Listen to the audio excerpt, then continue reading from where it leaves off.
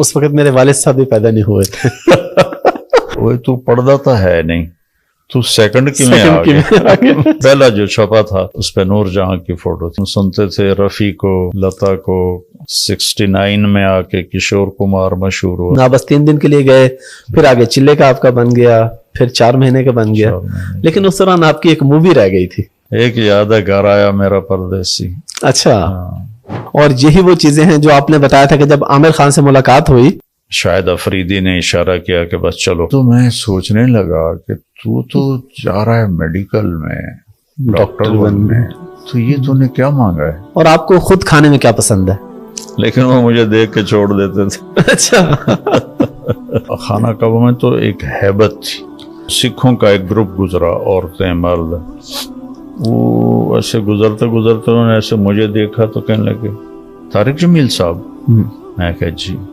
مجھے دیکھ کر کہنے لگا آج رب دا دیدار ہو گیا. سوئٹزرلینڈ خاص طور پہ بہت خوبصورت ہے. یہاں پہ آپ پھر فیصل آباد کیوں شفٹ ہوئے؟ اپنی فیملی میں مجھے کسی نے رشتہ نہیں دیا. تھے رشتے لیکن ان کا مولوی بن گیا حسین. سسرالی معاشرہ بڑا ظالم ہے. پاکستان میں طلاق کی سب سے بڑی وجہ آپ کیا دیکھتے ہیں؟ آپ کے پاس مختلف لوگ آتے ہوں گے، اپنے وجوہات بتاتے ہوں گے.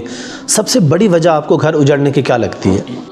ایک چوکیدار نے کہا باہر ایک لڑکی رو رہی آپ سے ملنا چاہتی، اور ابھی آسٹریلیا کے لیے جا رہا ہوں میں. وسدے ہاسے تو وسدے ناسے، تیری جھوک دے آسے پاسے، تیری جھوک دے آسے سکو نفس پلیت پلیت کتا اساں ذات پلیت نہ ہاسے. السلام علیکم جی، حافظ احمد پوڈ کاسٹ میں خوش آمدید. اور آج میری خوش قسمتی ہے کہ میں ایک بہت بڑی پوڈ کاسٹ کرنے جا رہا ہوں. میرے ساتھ بہت بڑی شخصیت موجود ہیں جن کے لیے میرے پاس الفاظ نہیں ہے، نہ تعارف کروانے کے نہ شکریہ ادا کرنے کے. تو سادہ الفاظ میں میرے ساتھ موجود ہیں جناب مولانا طارق جمیل صاحب. مولانا صاحب thank you very much for your time. مہربانی جی. تو ابھی آپ کی صحت ماشاءاللہ پہلے سے بہت بہتر ہے الحمدللہ. یو کے سفر آپ کا بہت اچھا رہا ماشاءاللہ، بیانات وغیرہ ہر حوالے سے ٹھیک رہے. جی ماشاءاللہ بہت لوگ الحمدللہ.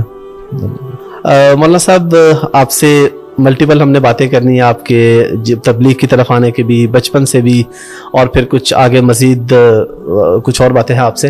سٹارٹ ہم کرتے ہیں آپ کے بچپن سے کہ آپ کی پیدائش بھی ادھر کی ہے تولمبا جہاں ہم بیٹھے ہیں، اور اس کے بعد کس طرح آپ کا سفر شروع ہوا اسکول کا، کالج کا، پھر اس کے بعد ہم انشاءاللہ تبلیغ کی طرف جائیں گے. جی بسم اللہ الرحمن الرحیم، والصلاة والسلام علی رسولہ الکریم وعلی آلہ وصحبہ اجمعین. یہ ہمارا آبائی گاؤں ہے، یہیں ہماری پتہ نہیں کب سے نسلیں آباد ہیں. تو میری بھی پیدائش ادھر کی ہے. پرائمری یہاں ہمارا جو اسکول ہے گاؤں کا، اس میں میں نے 5 جماعتیں پڑھی. ہمارا جو اصل آبائی گاؤں ہے وہ یہاں سے کوئی آدھے کلومیٹر کے فاصلے پر ہے. یہ میرے والد اور تایا نے یہ گاؤں آباد کیا تھا 45 میں. تو 45 میں میرے تایا آئے تھے، پھر 48 میں میرے والد آئے تھے. 2 بھائی تھے، انہوں نے یہ گاؤں آباد کیا تھا. تو اسکول اس پرانے گاؤں میں تھا. تو میرے تایا کے تیسرے نمبر والے بیٹے وہ سینٹرل ماڈل اسکول سے انہوں نے میٹرک کیا تھا. اچھا. اور وہ گورنمنٹ کالج میں ان کا ایڈمیشن ہو گیا تھا. تو والد صاحب کو شوق تھا مجھے ڈاکٹر بنانے کا. تو پھر انہوں نے ٹرائی کی سینٹرل ماڈل اسکول میں میرے داخلے کی. اس وقت یہ پنجاب کے بہترین اسکولوں میں تھا سینٹرل ماڈل. جی بالکل. تو میرا وہاں انٹری ٹیسٹ ہوا. جین بٹ صاحب ہوتے تھے رحمت اللہ علیہ، وہ بہت اسٹرکٹ تھے، میرٹ پہ لیتے تھے، سفارش قبول نہیں کرتے تھے.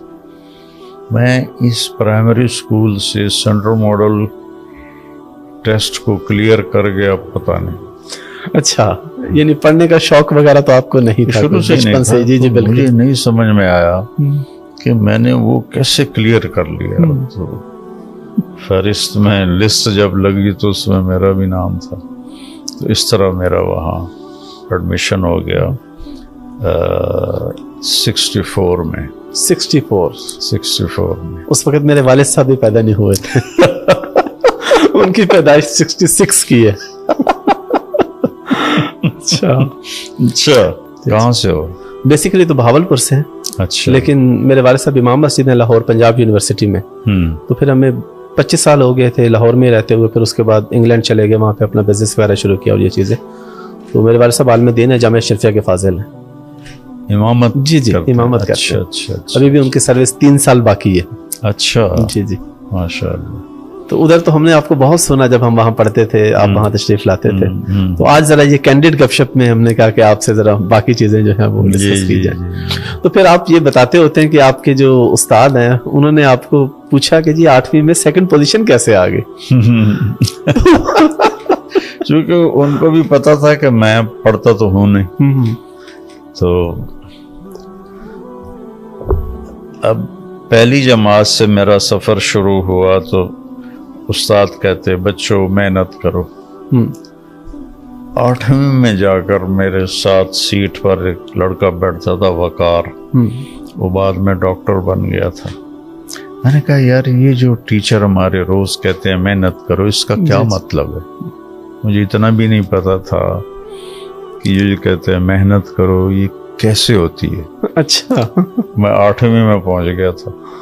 میں نے کہا اس کا مطلب ہے کہ لیکچر کو غور سے سنو, پھر جب ہاسٹل جاؤ تو اس کی ریویژن کرو, پھر کل جو پڑھنا ہے اس کو پہلے سے پریپیئر کرو. اس کو محنت کہتے ہیں. میں کہا یہ میرے کو نہیں ہوتی. میں کہتا بڑا کا کم, میں تو فلمی رسالے پڑھتا تھا بجائے اپنے کورس کی کتابوں کے. ادھر ہی میرا شوق اور ذوق تھا. لیکن بہرحال وہ 8ویں میں پتہ نہیں میں کیسے 2nd آ گیا. تو میرے ٹیچر تھے محمد علی صاحب رحمۃ اللہ علیہ. انہوں نے مجھے اس کان سے وہ تو پڑھتا تو ہے نہیں, تو 2nd کی میں آ گیا.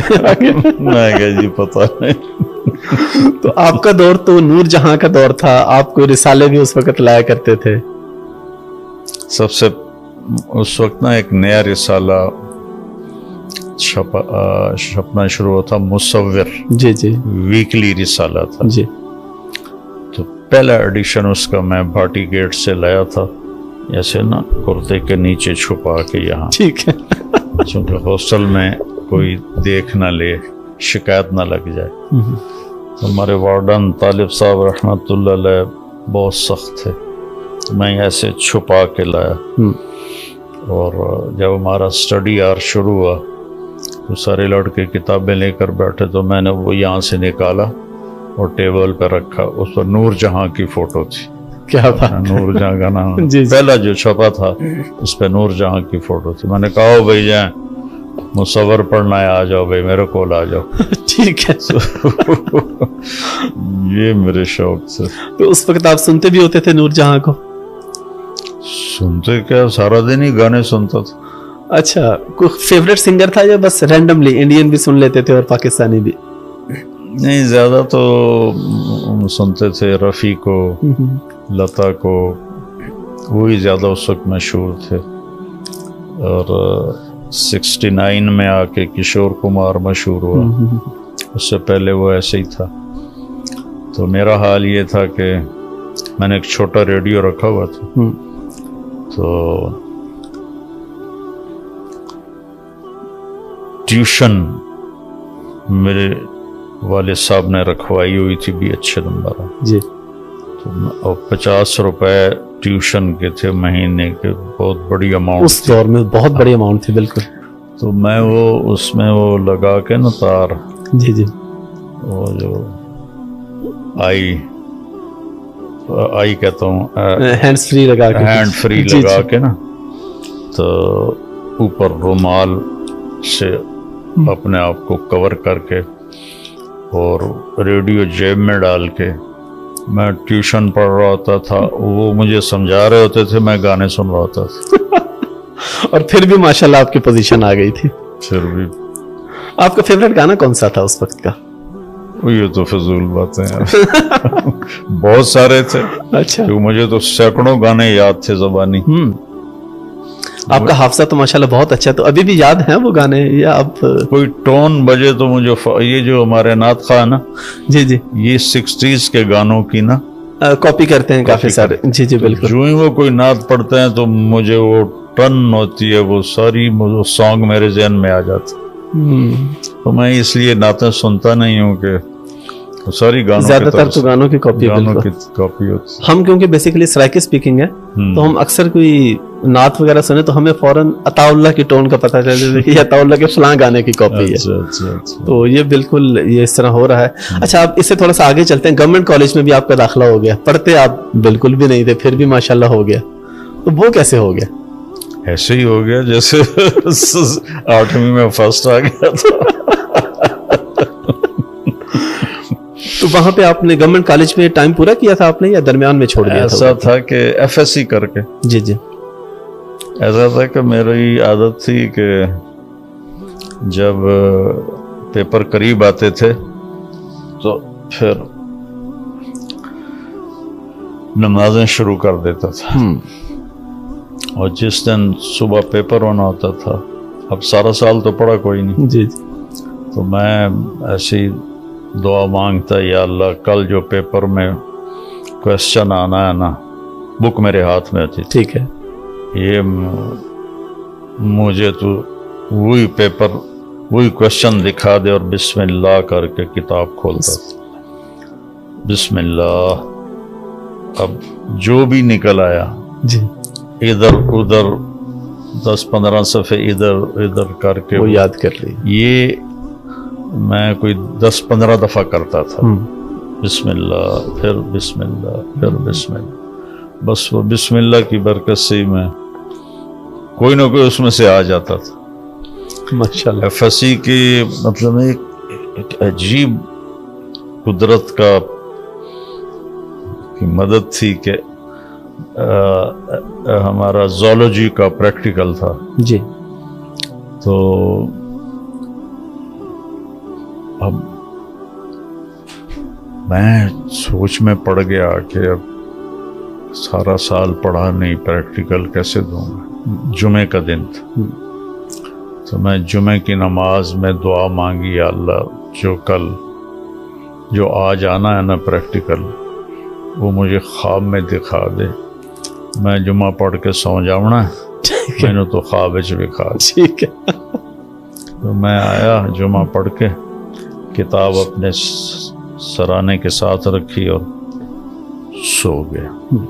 تو میں نے خواب دیکھا کہ میں لیبارٹری میں ہوں اور ہمارے سامنے خرگوش رکھے جا رہے ہیں. ڈسیکشن ہمیں سکھاتے تھے نا, میں FSC کر رہا. جی جی بالکل. فراگ کی, کاکروچ کی, ریبٹ کی. اس کے بعد اس طرف سے دروازے سے ایک پروفیسر انٹر ہوتے ہیں, سفید شرٹ ہاف بازوؤں والی اور سفید ان کی پتلون تھی. تو انہوں نے 5 کوشچن لکھائے. یہ اس میں تھا کوئی سے 4 حل کر, چھٹا وہ تھا ریبٹ. تو میں جب ایک دم میری آنکھ کھلی تو مجھے سارے سوال یاد تھے. میں نے ان کو کھولا, کتاب سے دیکھا اور چلا گیا. جب ہم بیٹھے تو ساتھ ہی خرگوش بے ہوش آنے شروع ہو گئے. میں نے کہا پہلی گل تو پوری ہو گئی. ٹھیک ہے. تو اچھا, تو اس کے بعد وہ اس طرف سے بالکل سفید شرٹ سفید پینٹ میں ہمارے پروفیسر انٹر ہوئے, اسی لباس. اور انہوں نے 5 کوشچن لکھوائے. اللہ. تو ریبٹ کی ڈسیکشن تھی ڈائجسٹو سسٹم کو دکھانے کے لیے, اس کو اوپن کریں. ٹھیک ہے. پہلا سوال انہوں نے یہ لکھایا, اگلے 4 مجھے یاد نہیں, تو کوئی سے 4 کرو. تو 4 ان میں وہ تھے جو مجھے خواب میں آئے تھے، اللہ اکبر، اور آپشن تھی ایک چھوڑنے کی، ایک وہ تھا جو مجھے خواب میں نہیں آیا تھا. ٹھیک ہے. تو سب سے پہلے میں نے ریبٹ کی ڈسیکشن کی اور اس کو اوپن کیا، پیپر حل کیا اور ان کو پکڑا کے میں باہر نکل گیا. اس طرح کر کے کوئی اللہ کی مدد، شروع سے ہی اللہ کی مدد بڑی خاص تھی آپ کے ساتھ. چلے ماشاءاللہ. پھر تبلیغ کا سفر پہلے بھی ہم سنتے رہتے، تھوڑا سا یہ اور پھر اس کے بعد مزید تبلیغ کے حوالے سے آپ سے باتیں. تو تبلیغ کے اندر جس طرح آپ کے دوست آپ کو لے گئے زبردستی، اس وقت آپ کو یہ اندازہ تھا کہ میں جاؤں گا تو پھر میں ادھر کہیں ہو کے رہ جاؤں گا؟ بالکل کوئی اندازہ نہیں. آپ بس 3 دن کے لیے گئے، پھر آگے چلے کا آپ کا بن گیا، پھر 4 مہینے کا بن گیا. لیکن اس دوران آپ کی ایک مووی رہ گئی تھی، فلم آپ نے دیکھنی تھی، وہ آپ کی رہ گئی تھی. وہ تھی رنگیلا رحمت اللہ علیہ. جب ذرا ہٹ ہو گیا تو اس نے خود فلم سازی شروع کی. تو اس نے اپنی پہلی فلم بنائی تھی دیا اور طوفان، وہ بہت ہٹ ہوئی. تو پھر اس کے بعد اس نے بنائی رنگیلا، وہ بھی بہت ہٹ ہوئی. تو پھر اس نے بنائی 2 رنگیلے. تو 2 رنگیلے جب اس میں لگنے والی تھی تو مجھے 3 دن کے لیے لے گئے. وہ 3 دن سے میرا اللہ نے پتہ نہیں کچھ سمجھ میں نہیں آیا آج تک، سوائے اللہ کی رحمت. لیکن یہاں سے پکڑا اور کھینچ لیا. تو جب میں نے 4 مہینے کا ارادہ کر لیا تو اگلے جمعے وہ ریلیز ہو رہی تھی. تو میں نے امیر سے کہا کہ میں تو 3 دن کے لیے آیا تھا اور میں نے 4 مہینے کر دیے ہیں، تو میرے پاس پیسے بھی کوئی نہیں، کپڑے بھی کوئی نہیں. تو مجھے 1 دن کی اجازت دو، میں کپڑے بھی لے آؤں، پیسے بھی لے آؤں، اور تھا کہ میں 2 رنگیلے دیکھ کے پھر آ بھی دیکھوں. ٹھیک ہے. تو وہ کہنے لگے تیرا میرا ماپ ایک ہی ہے، تو کپڑے بھی دیتا ہوں، پیسے بھی لے لیتا اور تم واپس نہ جاؤ. ٹھیک ہے. تو وہ تو میں نے ایسے ہی جھوٹ بولا تھا. جی. تو وہ اللہ تعالیٰ کی رحمت ہوئی، انہوں نے مجھے روک لیا، جانے نہیں دیا. چلا جاتا پھر شاید دوبارہ میں واپس نہ جاتا.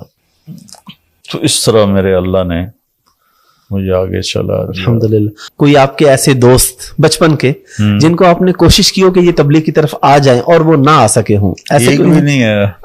ایک بھی نہیں آیا جو میرے کالج اسکول کے دوست. اچھا. ویسے ان سے گپ شپ ملاقات؟ اکثر تو فوت ہو گئے ہیں، باقی جو زندہ ہیں ان سے بہت محبت پیار ہے. جو مجھے پکڑ کے لے گیا تھا وہ 2 سال پہلے فوت ہوا ہے. وہ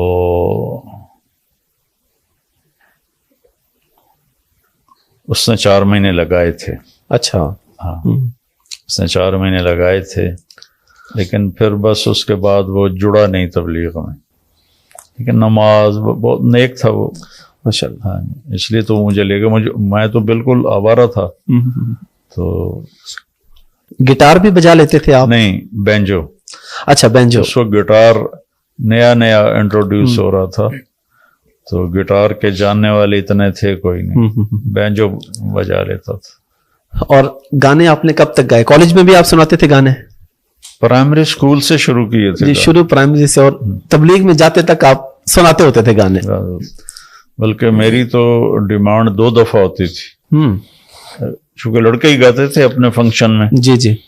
تو اس میں ہر لڑکا آ کے اپنی باری پہ گانا سناتا تھا. جی جی. میں اپنی باری پہ سنا کے بیٹھتا تو فنکشن ختم ہونے سے پہلے پھر لڑکے شور مچاتے، بھائی طارق جمیل اگین، پھر میں دوبارہ سناتا. کون سا گانا سنایا کرتے تھے آپ زیادہ تر؟ بہت سارے تھے. جی بس ایک یاد ہے، گھر آیا میرا پردیسی. اچھا. آوارہ فلم کا تھا یہ. اور آپ کو تو اس وقت کا وہ سارا یاد ہوگا کہ کون سی فلم کس پہ گانا کس پہ فلم. اچھا، ابھی تک یاد ہے وہ چیزیں؟ یہ آوارہ فلم 12 لاکھ میں بنی تھی اور 8 لاکھ صرف اس ایک گانے پر لگے تھے، گھر آیا میرا پردیسی، اور 4 لاکھ میں باقی بنی تھی. نرگس پہ فلم، نرگس اور راج کپور پہ اس کو فلمایا گیا تھا. تو وہ جو اس وقت کی چیزیں ہیں وہ نکلی نہیں حافظے سے. اور یہی وہ چیزیں ہیں جو آپ نے بتایا تھا کہ جب عامر خان سے ملاقات ہوئی تو آپ نے جب اس کو اتنا کچھ بتایا تو وہ پھر وہ ریلیکس ہو گیا. پہلے ڈرا ہوا تھا مولوی صاحب ہیں پتہ نہیں کیا کہیں گے, لیکن جب میں نے باتیں فلموں کی اور میں نے اندازہ لگا لیا کہ یہ بالی ووڈ پرانے کو اتنا نہیں جانتا جتنا میں جانتا ہوں. جی جی. وہ بڑا امپریس ہو گیا, پھر ریلیکس ہو گیا. پھر آدھے پونے گھنٹے کے بعد مجھے شاہد افریدی نے اشارہ کیا کہ بس چلو اتنا ہی ٹائم ہے. تو میں نے اس سے کہا اجازت ہے ہم چلیں؟ کہ نہیں آپ کے ساتھ بہت اچھا لگ رہا ہے, آپ بیٹھیں. اور پھر ٹیبل سے اٹھ کر ہم صوفے پر آ گئے. پھر میں نے اس سے کہا کہ آپ حج پہ آئیں, آپ کو اللہ کے نبی کا حج سناؤں. تو اس وقت تک وہ ریلیکس ہو چکا تھا, ایزی تھا. ان کا جی ضرور سنائیں. پھر میں نے کوئی 1.25 گھنٹہ اس سے بات کی, تو وہ ایسے کر کے ایسے بیٹھ کے سنتا رہا. گھٹنے اٹھائے ہوئے تھے, ان پر یہ کونیاں رکھی تھیں اور ایسے کر کے. اگلے دن پھر اس نے انٹرویو میں دیا کہ مجھے کسی نے حج نہیں بتایا. انڈیا میں کسی عالم, پاکستان کے ایک عالم تھے جنہوں نے مجھے حج بتایا. ماشاءاللہ. پھر ان سے بہت دوستی ہو گئی تھی. پھر انہوں نے آپ کو دعا کے لیے بھی کہا تھا فلم کی کامیابی کے لیے, اور آپ نے ماشاءاللہ اس کو جس طریقے سے ہینڈل کیا تھا وہ بھی بڑی زبردست ہے. الحمدللہ. اچھا مولانا صاحب, یہ تو سب لوگ جانتے ہیں کہ جب آپ تبلیغ کی طرف آئے تو آپ کے والد صاحب ناراض تھے, والدہ نے آپ کو 300 روپے دیے, اور مزے کی بات یہ کہ تب $1 1 روپے کا ہوتا تھا جب آپ کو 300 روپے ملے. اور یہ کس سن کی بات ہے؟ یہ 72. آپ نے والد صاحب کو منایا کس وقت, کس سن میں, جب وہ پراپر مان گئے کہ ٹھیک ہے, آپ سے راضی ہو گئے؟ وہ کتنے عرصے بعد ہوا اور کس طریقے سے منایا آپ نے والد صاحب کو؟ اس میں 2 چیزیں تھیں. جی. ایک تو ان کے یہاں ہمارے قریب کا سوال ہے, پھسائی وال ہے, جی, وہاں سے ان کے دوست تھے ذمہ دار, وہ تبلیغ میں پہلے سے لگے ہوئے تھے. تو میرے لگنے کی وجہ سے ان کی آمد شروع ہوئی. ٹھیک ہے. ابا اس سے ملتے تھے, انہوں نے ان کو کافی کول ڈاؤن کیا. اور دوسرا, میں جب گھر آتا تھا تو میں ان کی فزیکلی خدمت کرتا تھا. ان کو عادت تھی دبوانے کی. ٹھیک ہے. تو رات کو نوکر آتا تھا اور وہ دباتا تھا. تو جب تک میں ہوتا میں نوکر کو ہٹا دیتا تھا اور میں خود ان کو دباتا تھا.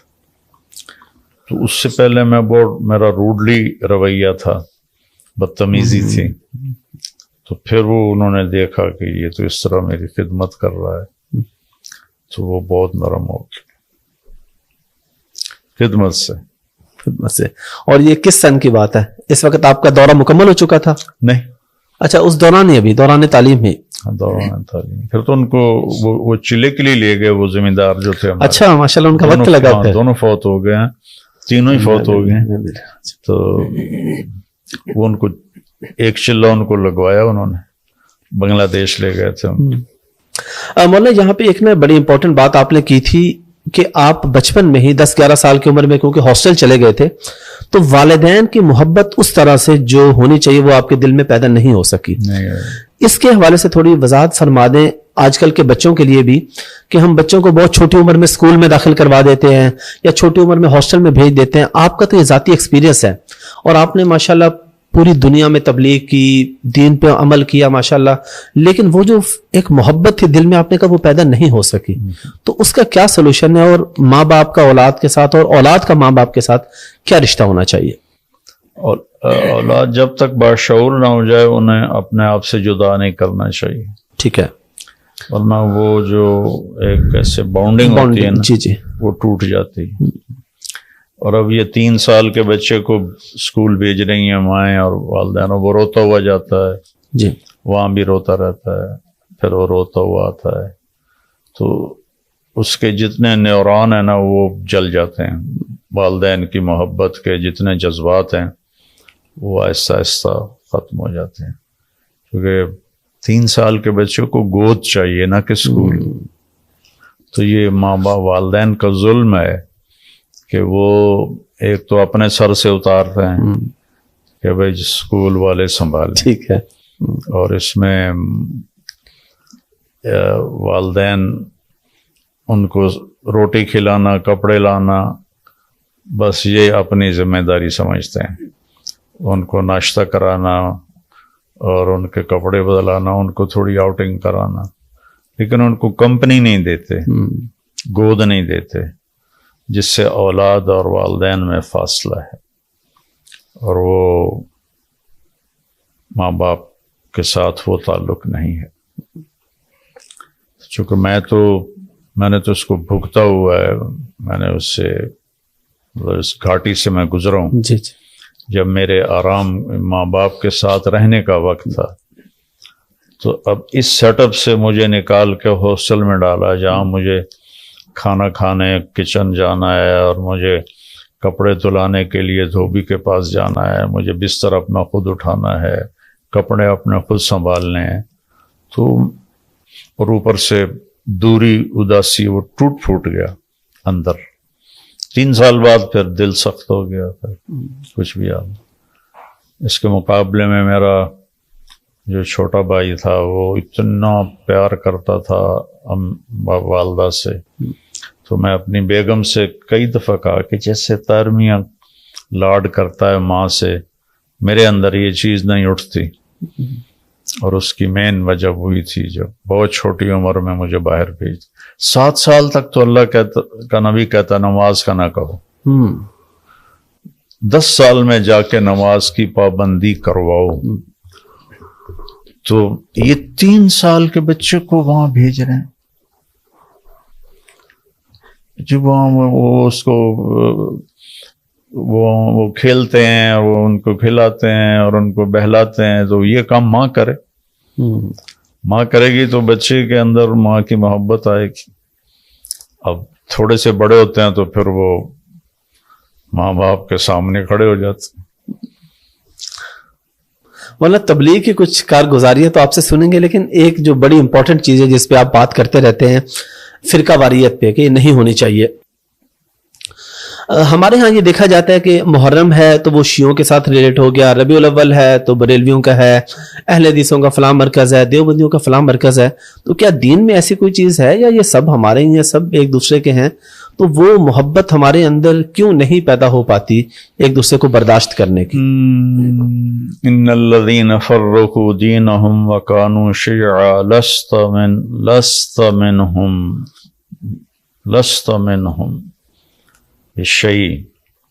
جنہوں نے دین کو فرقوں میں بانٹ دیا اور مختلف گروہ بن گئے، آپ کا ان سے کوئی تعلق نہیں. لست منہم بشیء، آپ کا ان سے کوئی تعلق نہیں. اللہ اپنے نبی سے کہہ رہا، یہ آنے والے وقت کے لیے تھا. تو اختلاف تو ایک فطری چیز ہے، جی بالکل، لیکن اس کے بھی آداب ہیں. یہ تو نہیں جو ہمارے بر صغیر میں ہو رہا، ایسا تو کہیں بھی نہیں ہے. میں تو ساری 100 ملک پھر ہوں، بالکل ایسے کہیں بھی ایسی گمراہی نہیں ہے کہ ایک کافر کافر کافر کافر. بہت اخلاق سے گری ہوئی زبان ہے بدقسمتی سے بولنے والوں کی. اور ابھی ماشاءاللہ اس میں کافی بہتری آ رہی ہے، آپ کا اس میں بڑا کام ہے ماشاءاللہ. اس کے بعد نئی نسل الحمدللہ اس سے کافی چھٹکارا پا رہی ہے. بلکہ آپ کی تو شہنشاہ حسین نقوی صاحب سے ملاقات بھی ہوئی، وہ آپ کے پاس آئے. تو اس سے پہلے تو ہم نے ایسے اچھا تو وہ بھی اسی طرح وہ آپ کے بارے میں بڑا یہ بات کرتے ہیں کہ جس طرح ہم لوگ مولانا کو سنتے ہیں اس طرح ہر مسلک کے لوگ سنتے ہیں. تو یہ چیز بڑی اچھی ہونی چاہیے. تو ان کے ساتھ جب آپ ملے تو آپ کو کیا ڈفرنس نظر آیا کسی اور مسلک والے میں اور ان میں؟ میں اس نظر سے دیکھتا ہی نہیں ہوں کہ مسلمان ہے بس میرے لیے اتنا ہی کافی ہوتا. بالکل، اور یہی چیز ہونی بھی چاہیے. جی اسی کی آپ تبلیغ بھی کرتے ہیں. کوئی کارگزاری آپ کو یاد ہے تبلیغ کے وقت کی، شروع کے وقت کی کوئی؟ 52 سال گزر گئے ہیں. بہت ساری ہوں گی. بہت ساری ہیں. بس وہ جس سے نئی نسل کو کوئی میسج جا سکے. ہاں، جب میں 3 چلے لگا رہا تھا تو میری اس وقت عمر 18 سال تھی. جی. تو رمضان شریف بیچ میں آ گیا اور ایک بہت ٹف سفر تھا پیدل ہمارا. یہ قصور سے دیپال پور جاتے ہوئے راستے میں ایک جگہ آتا ہے اڈا مائی رابو. جی. وہاں سے ہم پیدل چلے اور 1 مہینے کا سفر کر کے پھر دیپال پور روڈ پہ قلعہ سوندا سنگھ تھا، وہاں سے بس پہ چڑھے اور واپس رائمنڈ گئے. تو اس میں ویسے ہی معلوماتی طور پہ کہ رائمنڈ سے وہاں تک جانا، پھر وہاں سے واپس آنا، پھر وہاں سارا ہم نے خود ہی پکایا، کسی کو پتہ ہی نہیں تھا یہ کون لوگ ہیں. تو ہمارے 27 روپے خرچ ہوئے تھے اس میں 1 مہینے میں. ہاں، کرایہ سمیت سارا کچھ. تو میں نے رمضان میں دعا مانگنی شروع کی، یا اللہ لیلۃ القدر نصیب فرما، اور ساتھ یہ کہتا تھا کہ یا اللہ پیدل سفر ہے، 5 راتاں میں کوئی نہیں جاگ سکتا. دسمبر کا رمضان تھا، لمبی رات، جڑی رات آمنی ہے مینوں بھی کھا دے. روز دعا مانگ. تو ہم ایک اہل حدیث کے گاؤں میں تھے، راجووال ایک اہل حدیث کا گڑھ ہے، جس کے پیچھے گاؤں تھا، راجووال مین روڈ پر. تو رات کے 12 بجے تھے، 21ویں کی رات تھی، 21 رمضان. تو مجھے کسی نے یہاں سے پکڑ کے اٹھا دیا. تو میں ایک دم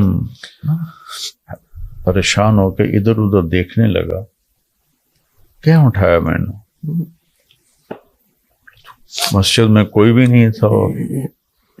میں اٹھا تو میرے اوپر نیند کا اثر بھی کوئی نہیں تھا، فریش. گھڑی دیکھی تو 12 بج رہے تھے رات. تو میں پھر رضائی لے کے لیٹ گیا. ایک دم مجھے یاد آیا آج تو 21 کی رات. تو پھر میں نے کہا یہ اللہ کی طرف سے اس نے مجھے اٹھایا. میں نے رضائی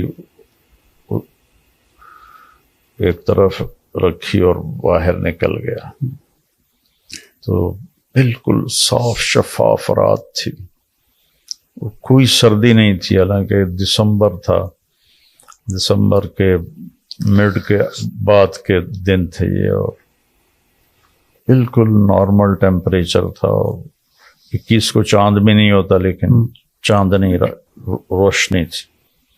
مجھے ان علامات سے بھی پھر یقین ہو گیا کہ لیلۃ القدر. تو میں سحری تک لگا رہا، اللہ سے باتیں کرتا رہا. تو اس میں نے یہ دعا مانگی کہ مجھے ساری زندگی کے لیے قبول فرما. مانگتا رہا، اور بھی پتہ نہیں کیا مانگا. تو صبح جب ہوئی تو میں سوچنے لگا کہ تو جا رہا ہے میڈیکل میں، ڈاکٹر بننے، تو یہ تو نے کیا مانگا ہے؟ مجھے ساری زندگی کے لیے قبول فرما. یہ میرے ذہن میں ریل چلنے لگی. اور مجھے یاد ہے کہ جب رائمنڈ ہم واپس بس میں جا رہے تھے تو وہاں یہ شدت سے میرے اندر نا ایک آواز آنے شروع ہوئی، اے تو کی مانگ لے، اے تو کی مانگ لے. میں نے کہا اچھا اگر اللہ کو منظور ہے تو مجھے لگا دے گا، ادھر نہیں منظور تو ٹھیک ہے ادھر چلے جائیں گے. تو پھر اللہ نے اس کو ظہور بخشا. آخری چند دنوں میں میرا ذہن اس طرف اللہ تعالیٰ نے پھیر دیا. الحمدللہ. اس میں آپ نے کھانے کی بات کی، تو آپ کھانے خود پکا لیتے ہیں؟ تبلیغ میں تو آپ نے کافی سارے پکائے ہوں گے. ابھی بھی کبھی کبھی کوکنگ کرتے ہیں؟ کوئی شوق ہے؟ نہیں، اب تو پہلے کرتا تھا. ایک دفعہ میں اپنی بہن کے یہاں فیصل آباد گیا ہوا تھا، تو گرمیوں کا رمضان تھا جی. تو میری آنکھ کھلی تو سحری کا ٹائم تھا اور کوئی بھی اٹھا ہوا نہیں تھا. نوکرانیاں بھی سوئے ہوئے تھے اور گھر والے بھی. تو میں چپکے سے اٹھا اور پرات میں آٹا بھرا ہوا تھا ساری، تو میں نے وہ پکانا شروع کر دیا. اور ساری پرات میں نے، آخری پیڑا میرے ہاتھ میں تھا تو میری بہن کی آنکھ کھل گئی. تو بھاگو یا کی کیتا ہی، میں گیا، میں کی کیتا تھوڑے واسطے روٹی پکائیے کھاؤ. تو اس طرح رائیونڈ میں رہتے ہوئے یہ سارے کام سیکھے ہوئے تھے. ہماری کھانا کھلانا بھی ہمارے ذمہ ہوتا تھا، طالب علموں کو کا، مہمانوں کو، اور ان کی روٹی بنانا بھی ہمارے ذمہ ہوتا تھا. تو جس دن ہماری باری ہوتی تھی، 5 لڑکے ہوتے تھے، تو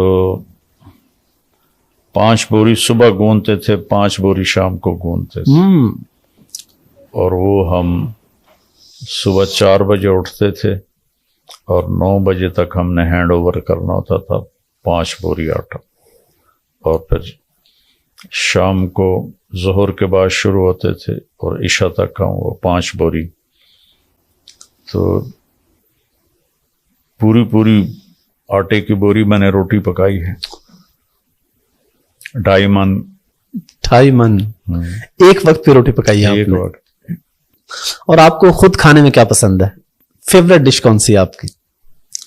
مجھے بچپن سے پراٹھا اور فرائی انڈے کا شوق تھا. اچھا. وہ اب بھی ہے، لیکن اب ہارٹ کی وجہ سے نہ پراٹھے کھا سکتا ہوں نہ انڈا کھا سکتا ہوں. اور کوئی میرا ایسا خاص کوئی نہیں. گاڑی آپ خود چلاتے ہیں ابھی؟ نہیں، اب نہیں چلاتا ہوں. اچھا. جب چلاتے تھے تو اوور اسپیڈنگ کرتے تھے؟ کوئی چلان وغیرہ کروایا آپ نے؟ اچھا. لیکن وہ مجھے دیکھ کے چھوڑ دیتے تھے. اچھا. کبھی کبھی ہوا بھی ہے، لیکن اب کافی عرصے سے میں، جب سے سر درد ہوا ہے، میں نہیں چلاتا ہوں.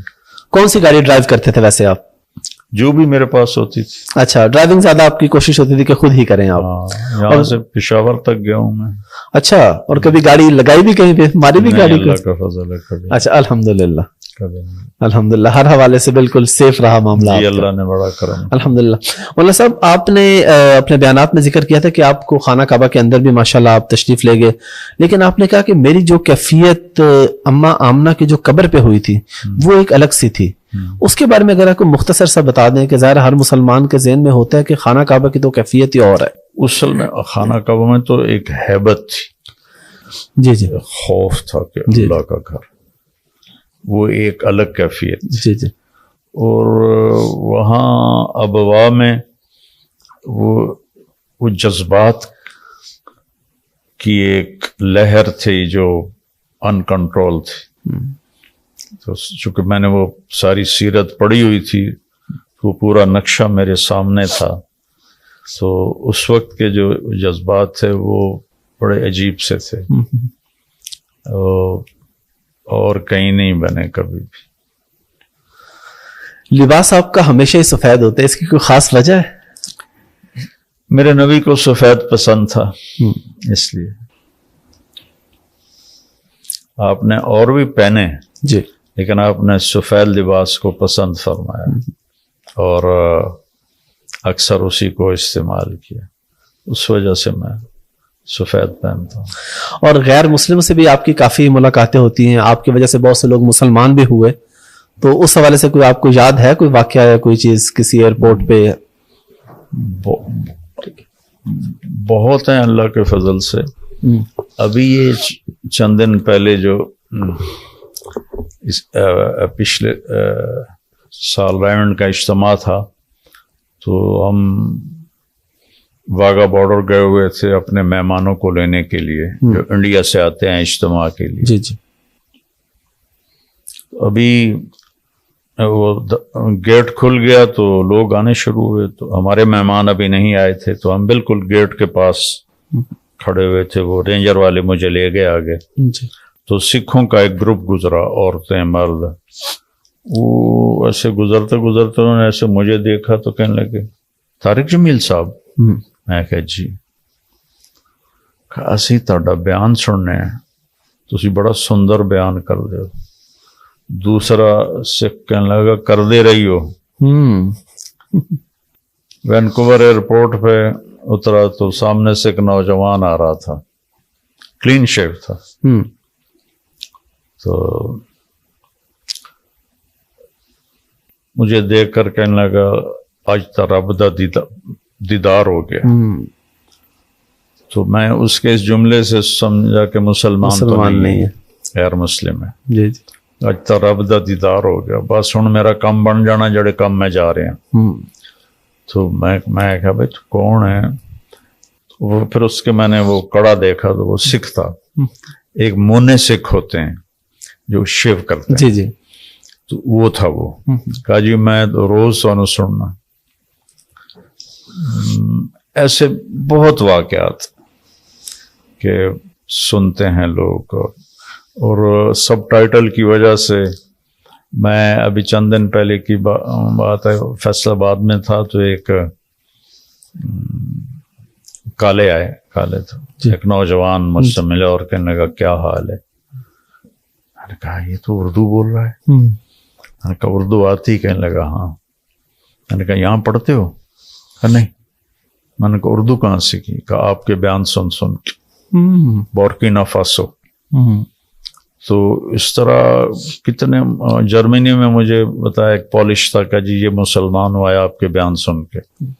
میں نے کہا میرے بیان تو انگریزی میں بھی نہیں تو پولش میں کیسے ہوں گے؟ یا سب ٹائٹل دیکھ کر یہ مسلمان ہوا ہے. ایک لائن لگی ہوئی ہے, وہ اللہ کا فضل. ایک تو مولانا صاحب یہ کہ آپ نے پوری دنیا گھومی ہے, آپ کو سب سے خوبصورت جگہ کون سی لگتی ہے؟ آپ کی فیوریٹ جگہ کون سی ہے پاکستان کے علاوہ اور مکہ مدینہ کے علاوہ؟ آپ کی فیوریٹ جگہ جہاں آپ کا دل کرتا ہو کہ کچھ ٹائم گزاروں میں. کہیں بھی نہیں. جو مسافر ہوتا ہے اس کو منزل کی فکر ہوتی ہے, اس راستے کی چیزوں میں وہ اٹکتا نہیں ہے. تو عربی کا ایک شعر ہے, نقل فؤادک حیث شئت من الہوى ملحب الا للحبیب الاولی کمنزل فی الارض یالفہ الفتى وحنینہ ابدا لاول منزلی. اس کا خلاصہ یہ ہے کہ جتنا پھرو اور جہاں پھرو اور جس سے مرضی پیار کرو, پہلا عشق ہی ہمیشہ دل میں رہتا ہے. پہلا عشق ہی ہمیشہ دل میں رہتا ہے. اور کتنی سیر گاہوں میں جاؤ لیکن اپنا گھر پھر بھی یاد رہتا ہے. تو میرے لیے تو یہ سب سے خوبصورت جگہ ہے. لیکن بہت ملک دیکھے ہیں, یورپ سارا ہی خوبصورت ہے, سارا یورپ دیکھا ہے. سوئٹزرلینڈ خاص طور پہ بہت خوبصورت ہے. اچھا ماشاءاللہ. میں ابھی ایک ہفتے بعد سوئٹزرلینڈ جا رہا ہوں ایسے فیملی کے ساتھ, تو چلیں وہ بھی ضرور دیکھیں گے. تو یہاں پہ آپ پھر فیصل آباد کیوں شفٹ ہوئے؟ پورا پاکستان تو لمبا چھوڑ کے جب آپ کسی شہر میں گئے. شادی ہوئی. اچھا. یہاں تو اب جس وقت 80s میں یہاں کا ماحول بہت ڈفرینٹ تھا, تو اپنی فیملی میں مجھے کسی نے رشتہ نہیں دیا. تھے رشتے لیکن ان کا مولوی بن گیا, ایسے نہیں دیا. تو پھر میری فیصل آباد میں شادی ہوئی اور میری بیوی کو ایک گاؤں اور ایک جانگلیوں کا گاؤں, یعنی ہم تو لوکل لوگ ہیں نا, مہاجر نہیں ہیں. جی جی. مہاجروں میں پھر بھی تھوڑی سینس ہوتی تھی. جی جی. یہ تو بالکل ہی جہالت بھی اور سب کچھ تھا. تو پھر اسے یہاں رکھنا بڑا مشکل تھا, چونکہ میں تو غیر حاضر ہوتا تھا. جی جی جی جی. میں تو رائمنڈ ہوتا تھا, 2 مہینے کے بعد آتا تھا, ہفتے 10 دن کے لیے. تو پھر اس کو اتنا مجاہدہ دینا یہ اس بہت نامناسب تھا, تو اس لیے مجھے وہاں رہائش رکھنی پڑی. تو اس کو پھر میں وہاں چھوڑ دیتا تھا, والدین کے پاس قریب تھے. بالکل. تو اتنے میں بچے بھی وہیں پڑھنا شروع ہو گئے, پھر وہاں مدرسہ بن گیا, پھر اس طرح کرتے کرتے سلسلہ چل پڑا. جی. آپ نے تو ماشاءاللہ بہت بڑی قربانی دی. ویسے پاکستان میں خواتین کو جو حقوق ہیں وہ تو اس طریقے سے نہیں دیے جاتے, آپ کی اس پہ کیا رائے ہے؟ بالکل صحیح ہے, بہت زیادتی ہوتی. یہ جو وہ نہیں عورتیں نکلتی جو وومن ڈے مناتی ہیں، جی جی بالکل، یہ اس زیادتی کا ریئیکشن ہے. لیکن یہ مطلب آپ اوپر سے چلو اور پسنی تک چلے جاؤ، بیٹیوں کو وراثت کوئی بھی نہیں دیتا، بالکل ایسا، نہ یہ کے پی کے والے، نہ پنجاب والے، نہ سندھ والے، نہ بلوچستان والے. اور پھر دیہاتوں میں خاص طور پر جہاں چاہتے ہیں اس کا رشتہ کر دیتے ہیں، اس سے کوئی نہیں پوچھتے. شہروں میں بھی یہی حال ہے، اور ان کو مجبور کیا جاتا ہے، زبردستی کی جاتی ہے، اور ایموشنل پریشر ڈالا جاتا ہے. تو لڑکا انکار کر دے تو تھوڑا بہت ہنگامہ ہوتا ہے، لڑکی معذرت کر دے تو طوفان کھڑا ہو جاتا ہے. تو پھر سسرالی معاشرہ بڑا ظالم ہے. کہیں لڑکیاں ہو جاتی ہیں بدتمیز اور گھر اجاڑ بیٹھتی ہیں، لیکن 99% تو سسرال کی شدت اور سختی. ایک لڑکی اپنا گھر، ماں باپ، بہن بھائی، سہیلیاں، عادات، اپنا ٹائم ٹیبل، سب کچھ چھوڑ کے ایک بول پہ ایک لڑکے کے ساتھ چلی جاتی ہے، تو اس کی کتنی قدر کرنی چاہیے. لیکن اس کا الٹا ہوتا ہے. جس ڈائی میں کوئی چیز بنتی ہے نا، وہ جتنی قیمتی چیز ہوتی ہے اس سے زیادہ قیمتی ڈائی ہوتی ہے. بالکل ٹھیک ہے، اس میں ذرا بھی خراش آ جائے چینج کر دیتے ہیں. بالکل ایسے، مرسڈیز کی ڈائی کتنی مہنگی ہوگی، بالکل، ٹھیک ہے، تو تھوڑی سی بھی خراش آ جائے تو وہ اس پر پروڈکشن پر آ جاتی ہے، تو پھر ڈائی کو چینج کرتے ہیں. دنیا کی سب سے قیمتی چیز انسان ہے، اور یہ ماں کی ڈائی میں تیار ہوتا ہے. ماں کا رحم اس کی ڈائی ہے، اور غلط رویے اور بدتمیزیاں اور مار پٹائی تک وہ اس حد تک اس پر شدت آتی ہے کہ اس کی ڈائی ٹوٹ پھوٹ جاتی ہے. جو بچے پیدائشی وہ ڈپریشن کے مریض پیدا ہو رہے، تو اللہ کے نبی نے فرمایا یہ جو میرے مدینے کے لوگ ہیں بہت اچھے لوگ ہیں. کس وجہ سے بہت اچھے لوگوں نے کی تعریف کی کہ جب یہ کسی کی بیٹی کو بیاہ کے لاتے ہیں تو اس بچی کو یہ احساس ہی نہیں ہوتا کہ میں ماں باپ کے گھر میں ہوں یا سسرال کے گھر میں. اتنا اچھا اس سے سلوک کرتے ہیں. یہ عورت کا حق. پاکستان میں طلاق کی سب سے بڑی وجہ آپ کیا دیکھتے ہیں؟ آپ کے پاس مختلف لوگ آتے ہوں گے، اپنے وجوہات بتاتے ہوں گے، سب سے بڑی وجہ آپ کو گھر اجڑنے کی کیا لگتی ہے؟ یہی بد اخلاقی، اور ایک ہی وجہ بد اخلاقی، زبان کا گندا استعمال اور حق تلفی، جبر، کہیں سسر کا کہیں ساس کا. میں UMT میں بیان کیا تو پھر وہ VC کے کمرے میں بیٹھے تھے تو ایک چوکیدار نے کہا باہر ایک لڑکی رو رہی آپ سے ملنا چاہتی. تو میں باہر گیا تو ساتھ ہی ایک کمرہ تھا، تو میں نے کہا کیا ہوا ہے؟ کہنے لگے آپ عورتوں کے بڑے حقوق بیان کرتے ہیں لیکن آپ نے کبھی طلاق شدہ عورتوں کے بارے میں کچھ بھی نہیں کہا. ایک دم مجھے ہٹ ہوا کہ واقعی میں نے یہ چیپٹر کبھی ذکر نہیں کیا. میں نے کہا تمہیں طلاق ہوئی ہے؟ کہنے لگی ہاں. کہ کیوں ہوئی؟ کہ میرا خامند بہت اچھا تھا، میرا سسر کہتا تھا میں نے چنگی نہیں لگ دی انہوں طلاق دے. کہ 1 سال تک تو اس نے برداشت کیا، پھر آخر وہ ماں باپ کے آگے مجبور ہو گیا اور مجھے طلاق دے دی. اب 50 سال کی عمر کے رشتے آ رہے ہیں اور 55 سال کی عمر کے رشتے آ رہے ہیں. اس کو کوئی اچھا رشتہ ہی نہیں ملتا جس لڑکی کو طلاق ہو جائے. پھر مجھے یہ حدیث یاد آئی کہ آپ نے فرمایا سب سے اعلیٰ درجے کا صدقہ تو میں بتاؤں؟ تو صحابہ نے عرض کیا جی کیا ہے؟ آپ نے کہا جس کی بچی کو طلاق ہو گئی اور وہ گھر آ گئی، اس پر خرچ کرنا سب سے اعلیٰ درجے کا صدقہ۔ اللہ اکبر۔ الابنۃ المردودہ، تو بہت حق تلفی ہے، اس میں کوئی شک نہیں۔ ایم ٹی جے کا آپ سے آخری سوال ہے فاؤنڈیشن کے حوالے سے، اور اس سے پہلے میرا سوال آپ سے یہ ہے کہ ہمارے ہاں بر صغیر میں مولوی اگر چندہ مانگنے جاتا ہے تو وہ کہتے ہیں جی مولوی مانگنے آ گیا، اگر مولوی کو کام کرتا ہے کسی کی خدمت کرنے کے لیے تو وہ کہتے ہیں جی مولوی یہ بزنس شروع کر لیا ہے، تو مولوی کدھر جائے؟ بر صغیر کا مولوی کہاں جائے پھر؟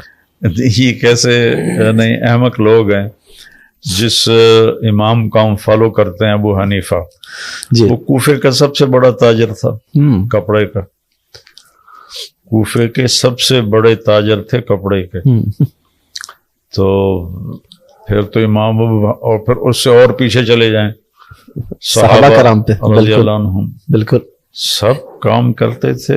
عبد الرحمن بن عوف رضی اللہ تعالیٰ عنہ جیسی دولت کس کے پاس ہوگی؟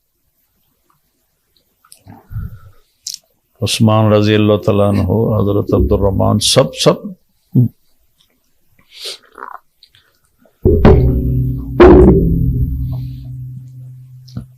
کچھ رہبانیت کی سوچ کہ جو دین پہ چلے وہ تو بس دنیا چھوڑ دیتا ہے اور وہ تو بس پھر لو لگا لیتا ہے۔ تو ابھی آپ کی فاؤنڈیشن کس کس جگہ پہ کام کر رہی ہے اور آگے آپ کی کیا پلانز ہے فاؤنڈیشن کے حوالے سے؟ ماشاءاللہ بہت بڑا کام ہے، لاسٹ ٹائم میں ہم ادھر آئے تھے، ہمیں پورا وزٹ کروایا تھا، بتایا تھا، بہت اچھا کام ہو رہا ہے، تو مزید اس کو آپ کا کہاں کہاں پہ پھیلانے کا ارادہ ہے؟ ہم نے تو اللہ سے مانگا ہے کہ سارے دنیا کے ملکوں میں ہماری فاؤنڈیشن جائے۔ آمین، نیت تو بڑی کریں بالکل، اور پھر فیصلہ اللہ پہ چھوڑ دیں۔ تو ابھی تک کہاں کہاں پہ ہے پاکستان کے علاوہ؟ ابھی پاکستان کے علاوہ کینیڈا میں ماشاءاللہ، اور انگلینڈ میں، ماشاءاللہ، کینیڈا، انگلینڈ، اور ابھی آسٹریلیا کے لیے جا رہا ہوں میں انشاءاللہ، ہاں وہاں انشاءاللہ۔ انشاءاللہ۔ مولانا صاحب آپ کے وقت کا بہت شکریہ، بڑا مزہ آیا آپ کے ساتھ گپ شپ کر کے۔ آخر پہ کوئی پیغام اور خاص طور پہ اگر کوئی سرائیکی شاعری آپ کو یاد ہو کچھ بھی تو وہ آپ کچھ عنایت فرما دیں۔ پیغام تو یہ ہے کہ